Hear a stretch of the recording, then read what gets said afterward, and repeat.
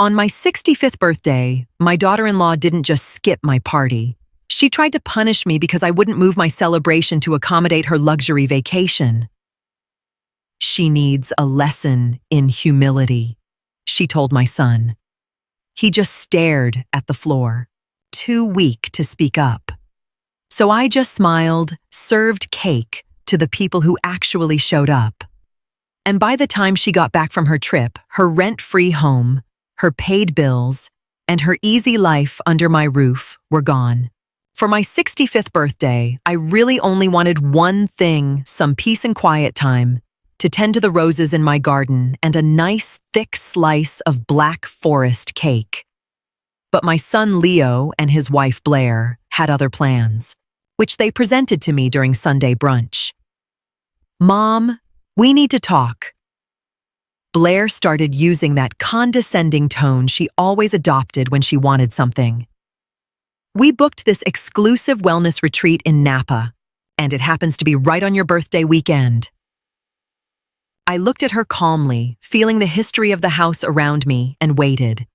She clearly expected me to offer to reschedule my party immediately, just like I used to do. "That sounds lovely for you. Napa is gorgeous in May," I said simply, stirring my coffee. Leo shifted uncomfortably in his seat, avoiding my eyes. "Well, Mom, we thought you could just push your party back a week so we could be there. It wouldn't be the same without us." I set my cup down with deliberate care. In my quiet suburban home outside of Seattle, there used to be unwritten rules of respect. My late husband and I spent 30 years paying off this mortgage. Every brick in the driveway represented a sacrifice. "No," I replied firmly with a tone they hadn't heard before. "My birthday is May 20th. I've already invited my hiking club and booked a table at that little Italian place downtown." Blair let out a forced, sharp laugh, the kind of sound that set your teeth on edge. "Honestly, Martha, it's just a date. Are you really being that selfish? We wanted to show you how much family means to us, but you're making it impossible." She called it flexibility. I called it a total lack of respect for my time. Leo looked at the floor, his backbone seemingly made of jelly. Blair doubled down. "If you're going to be this stubborn, we aren't coming. I guess we have to show you that you can't treat us like this. A little humility regarding our schedule would do you some good." I didn't feel angry. I just felt a deep, cold clarity. The battle for my own home had begun. After Leo and Blair retreated to their suite upstairs, I sat in the silence of my kitchen for a long time. I didn't cry. Instead, I grabbed the folder containing the house documents. Blair and Leo had been living in my upstairs apartment for 3 years, rent-free supposedly, saving for a down payment. Out of motherly love, I had been covering the utilities, the internet, and most of the groceries. It was my mistake to let those boundaries blur so much. I pulled out the lease agreement we'd signed years ago as a formality, but never actually enforced. It was time to adjust their financial reality to match her lesson in humility. I crossed off the budget for our joint birthday dinner and replaced it with a list of the current rates for heating and electricity. The next morning at breakfast, the tension was thick enough to cut with a knife. Blair ignored me completely, buried in her phone, likely looking for validation on Instagram. Leo tried to make small talk about the weather, but a sharp look from his wife shut him down instantly. I canceled the automatic transfer for the household expenses today. I mentioned casually flipping through the morning paper. Blair's head snapped up, her eyes narrowing. "What is that supposed to mean, Martha?" I looked her straight in the eye without blinking. "Since you're going on vacation and your priorities are so clear, I assume you're ready to be fully financially independent. It's only fair." I calmly explained that starting next month, I'd be treating the upstairs as a formal rental market rate rent and separate utilities. We're family. You can't do that, Blair cried, outraged. Exactly, I replied smoothly. And in a family of adults, everyone takes responsibility for their own choices. Leo turned pale, clearly doing the math on how their expensive trips would stack up against actual rent. Blair triumphantly announced that they were officially boycotting my birthday to show me who was really in charge. I just nodded and poured myself more tea. They thought their absence would break me, but they didn't realize I was already starting to enjoy the quiet. The week leading up to my birthday was marked by a strange, almost clinical silence. Blair tried to punish me by avoiding the common areas like the living room and the garden. They cooked on a little hot plate they'd bought hiding away upstairs. It was almost funny watching how much effort she put into making sure I felt lonely. I, on the other hand, loved the new order in my kitchen and the extra space in the fridge. I hired a professional landscaper to get the hedges and lawn into perfect shape, a task Leo had been promising to do since last fall. I left the invoice for the landscaping right on the kitchen table with a polite note requesting his half of the payment for the outdoor maintenance. On the morning of my 65th, I heard the thud of heavy suitcases on the stairs. Leo knocked softly on my door. "Happy birthday, Mom. We're heading to Napa. See you in a few days." He sounded miserable, but Blair's voice, barking from the hallway, cut the conversation short. She didn't even look at me as she slammed the front door. "Have fun at your sad, lonely party," she yelled over her shoulder. I didn't answer. Instead, I lit a high-end scented candle and started setting the long oak table in the garden for my guests. 12 place settings, fine china, and real linen napkins. Around noon, the first crack in Blair's plan appeared. A large delivery truck from a high-end furniture store pulled into my driveway. It was the designer sectional Blair had ordered weeks ago, shipped to my address, and set up as an automatic withdrawal from my secondary account. What she'd forgotten was that I had revoked her access to that account 3 days prior.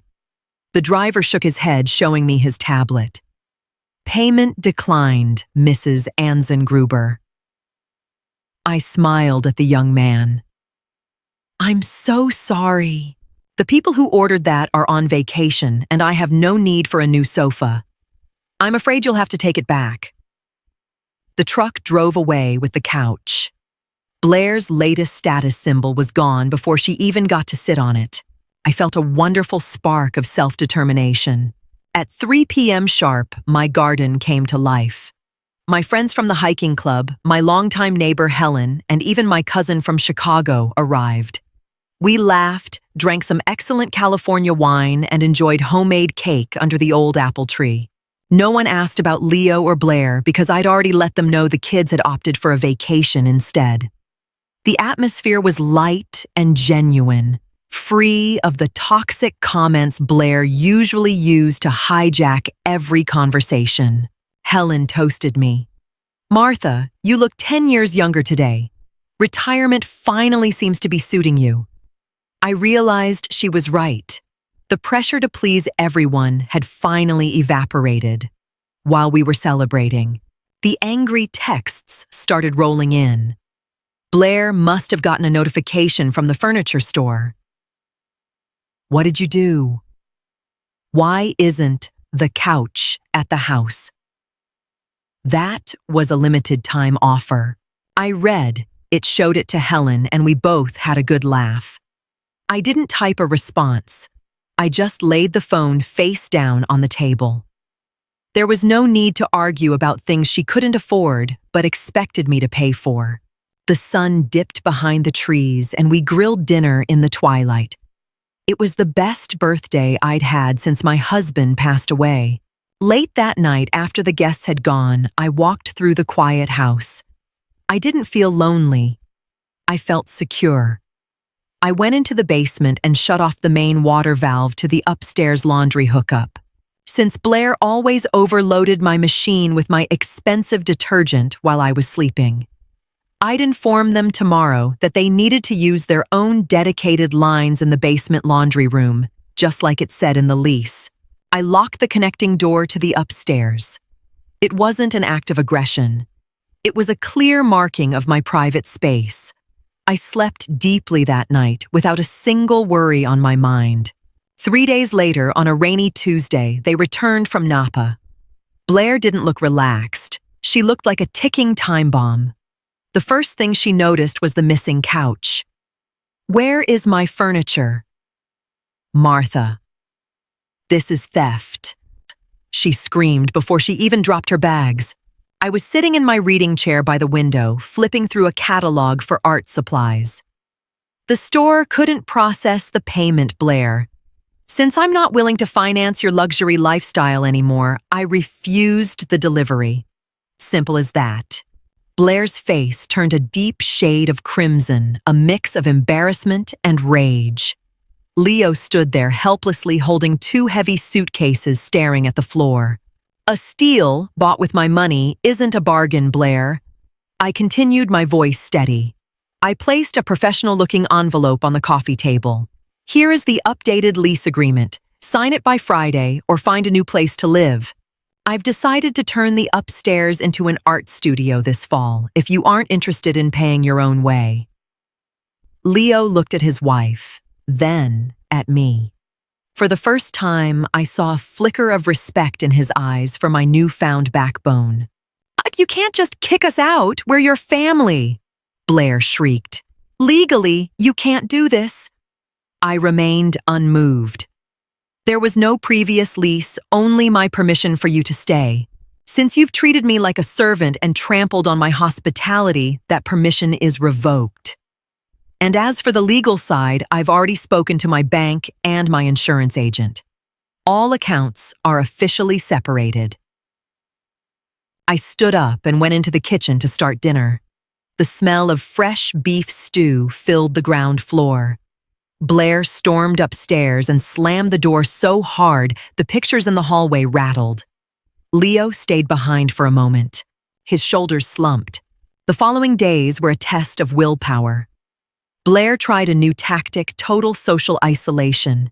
She didn't speak a word to me, scurrying through the hallway like a ghost, and forbidding Leo from helping me with the groceries. It was childish, but I didn't take the bait. Instead, I started changing the locks on the basement and garage doors.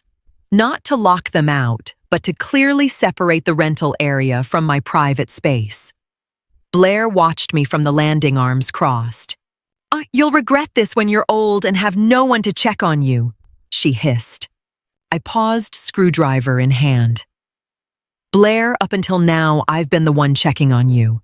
I've done your laundry, cooked your meals, and paid your bills. What exactly have you done for me in the last 3 years, besides complain about my decor?" She had no answer and stomped away. That evening, Leo came to the kitchen while Blair was in the shower. "Mom, she's really hurt. Does the rent have to be that much? We were planning a trip to Tuscany this summer." I looked at my son with a mix of love and pity. "Leo, you're 32 years old. If you can't afford a vacation because you have to pay rent, then you don't go. That's how life works for everyone else." On Friday night, Leo handed me the signed lease. He looked defeated. "We're staying for now until we find something else. Blair hates it, but we don't have the money for a deposit or a realtor for a new place." I took the document and checked the signatures. Good. First month's rent is due tomorrow, including the utility flat fee. And Leo, the washing machine in the basement now, has a coin-op meter. The money goes toward the detergent you've been borrowing from me. He nodded silently and went back upstairs. I didn't feel triumphant. I just felt a massive sense of relief that the exploitation was over. 2 weeks after the lease was signed, my local garden club was holding its annual summer social. I'd been a member for years and volunteered to host the buffet in my garden. Blair, without checking with me, had scheduled a content shoot for her social media in the garden for that same afternoon. When she saw two men from the club setting up folding tables, she stormed out in her silk pajamas. "What is this? I reserved the patio for today. My photographer will be here in an hour." I pointed to the wall calendar in the kitchen, which was visible to everyone. "There's nothing here about your shoot, Blair. This buffet has been on the books for 2 months." "I'm a tenant. I have a right to use the yard," she yelled, loud enough for the neighbors to look over the fence. I calmly pulled out the copy of the lease. "Read paragraph 4. Blair. Yard usage is not part of the rental agreement. It requires prior approval from the owner. Since you've been ignoring me for days, there was no approval." Blair went pale with fury. Leo, get down here and tell your mother to stop this." Leo stepped out onto the patio. He looked exhausted, with dark circles under his eyes. He looked at the tables, then at the waiting club members, and finally at his frantic wife. For the first time in years, he did something Blair didn't expect. "She's right, Blair," he said quietly. "We didn't rent the garden. You can do the shoot at the park." Blair stared at him like he had slapped her. "You're taking her side after everything she's doing to us." Leo just shook his head. "She isn't doing anything to us. She's just setting boundaries. We're the ones acting like guests who don't want to pay the tab." Blair ran inside in tears. Leo stayed, picked up a crate of water, and helped me carry it to the tables. It was the first moment of real healing between us. After the garden disaster, Blair's behavior changed radically. She wasn't loud or demanding anymore. She fell into a sort of quiet gloom. She realized her strongest weapon, her control over Leo, had cracked. I watched through the window as she sat upstairs for hours, staring at her phone, but she hardly posted anything. Without the backdrop of my beautiful home and garden, her lifestyle brand looked hollow and empty. I, however, was thriving. I started painting again, turning the old storage room on the ground floor into a sun-drenched studio. One afternoon, there was a tentative knock on my studio door. It was Blair. She looked smaller, almost fragile without the heavy makeup and designer clothes. "Martha, can we talk just without the contracts?" I set my brush down. "Sure, Blair." She sat down and stayed silent for a long time. "I was wrong," she finally whispered. "I thought if I controlled everything, I'd be safe. But I just broke everything. Leo hardly talks to me. He's working overtime just to cover the rent." I looked at her kindly. "Safety doesn't come from controlling people, Blair. It comes from respect and standing on your own 2 feet." She looked around the studio at my half-finished canvases. "You're really independent, aren't you? You don't need us at all." "I love my son," I said honestly. "But I don't need anyone to use me just so I can feel valuable. I built this house and I'm going to protect it." Blair started to cry softly. This time, the tears didn't feel like a performance. She confessed that she was underwater with credit card debt and that the Napa trip had drained their last bit of savings. I didn't offer her money, but I offered to help her sit down and figure out a budget. The power games were over. Despite the softening of the tension, we all knew that living under one roof was no longer the answer. The wounds were too deep, and the dynamic had changed too much. Blair and Leo started seriously looking for a small apartment downtown. I helped by giving them a glowing reference, but I stayed firm on the monthly rent until the day they left. I wanted them to truly understand the value of a home. One Saturday, the moving truck arrived. It was a smaller truck than the one they came in with. They'd sold off a lot of their luxury items online to pull together a security deposit. Leo lugged boxes down the stairs while I prepared sandwiches and coffee for the movers. "Thanks for everything, Mom," he said during a break. He looked tired, but his eyes were clearer than they'd been in years. "I'm sorry I stayed quiet for so long. I thought I was keeping the peace by giving in, but I was just bringing the conflict to your doorstep." I gave him a tight hug. "It's never too late, Leo. You two need to find your own way now." Without me as a safety net, Blair was the last one to come down. She held a small potted plant, a clipping from my roses. "Can I take this as a reminder?" she asked softly. I smiled. "Of course. Take good care of it. It needs plenty of light and very clear boundaries when you water it." She caught the metaphor and smiled back, a real smile this time. As the truck pulled away, I stood alone in my big house. The upstairs was empty and my footsteps echoed. But it wasn't a lonely sound. It was the sound of space that I could finally fill for myself.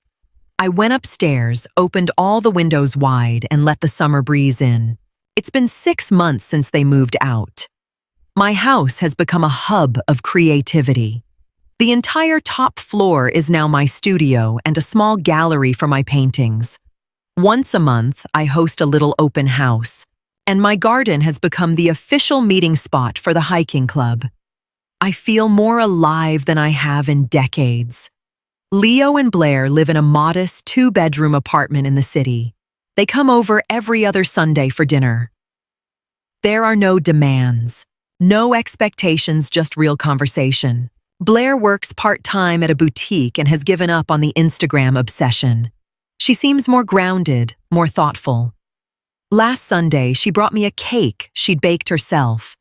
It was a little dry, but it was the first time she'd ever put in effort for me without wanting something in return. Leo is thriving at work.